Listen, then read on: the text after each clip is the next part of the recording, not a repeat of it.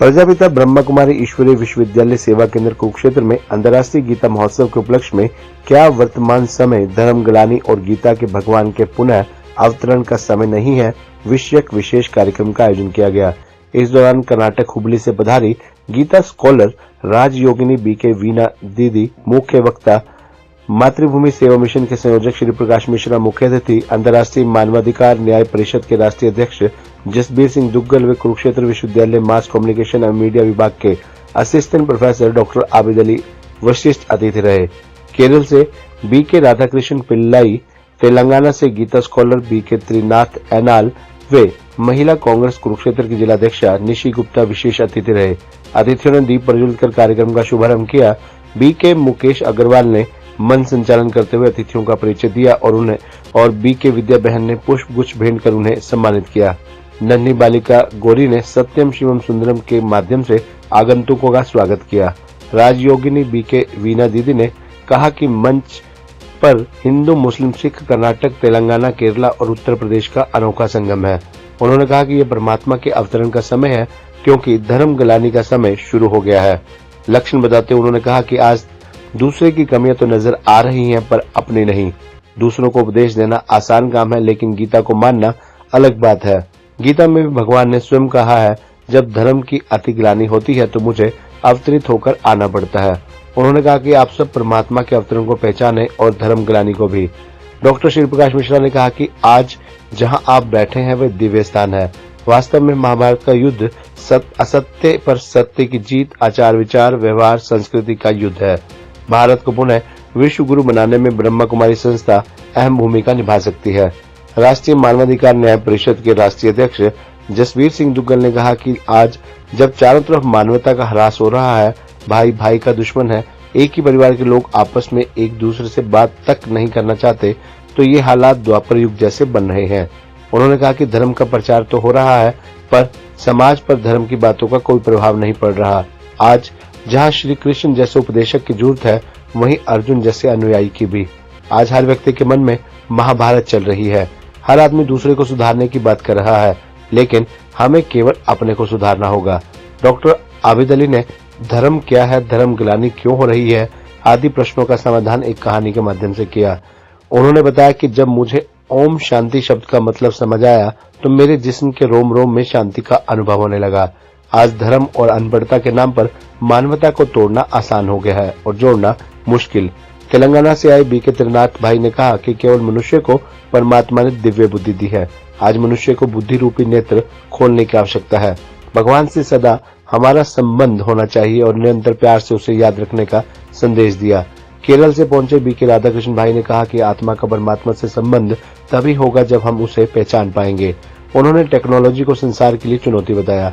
वहीं महिला नेत्री निशी गुप्ता ने कहा कि परमात्मा उन्हीं का साथ देते हैं जो सदा उन्हें याद रखते हैं। हमें भी श्री कृष्ण की तरह सुदर्शन चक्र चलाना है।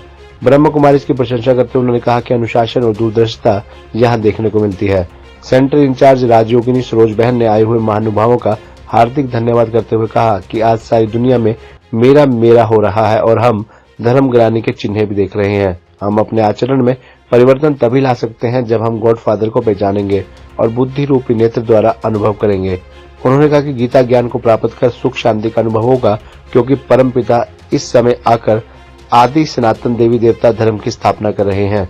बीके राधा बहन ने मेडिटेशन की अनुभूति करवाकर रूहानी यात्रा करवाई। समापन पर राजयोगिनी सरोज बहन ने अतिथियों को शाल ओढ़ाकर सम्मानित किया। इस अवसर पर नंदगोपाल शास्त्री, हरबंस सिंह ओझला, एडवोकेट रणधीर सिंह, राजकुमार वालिया, रघुवीर Singh, doctor R D Sharma, master Sant Kumar, Usha देवी, राजमाता विमला देवी, निर्मल सैनी, सुनीता मित्तर, अदिति आदि अनेक बहन भाई मौजूद रहे। खबरनामा हरियाणा के लिए डॉक्टर राजेश उद्धव की रिपोर्ट। कि भारत दुनिया का सिरमौर कैसे है। आज मुझे रहस्य समझ में आ गया कि भारत दुनिया का गुरु कैसे है, वो विश्व का शक्तिशाली देशाधिकार से रहा कैसे है, जहां चंद्रगुप्त जैसे राजा होंगे, चाणक्य जैसे सेनापति, प्रधानमंत्री होंगे, वास्तव में उसका सदैव मंगल होगा। आज हमारे पास इतना बड़े हर क्षेत्र में मुख्यमंत्री है, प्रधानमंत्री है, सब प्रकार के उनके पास साधन है, लेकिन बंधुओं जब हम लोग देखते हैं कि मूल्य का अभाव है, जो हमारे उनके अंदर एक पारदर्शिता होनी चाहिए, उसका अभाव है।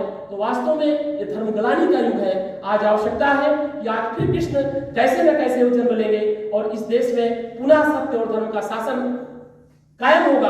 और आप सब उसी पांडव पक्ष के प्रतिनिधि हैं जो सतत प्रयास कर रहे हैं। मैं यही अपनी वाणी को विराम देते हुए आप सबसे विदा लेता हूं। जय भारत, जय हिंद। चल रही है, बिगड़ रही है।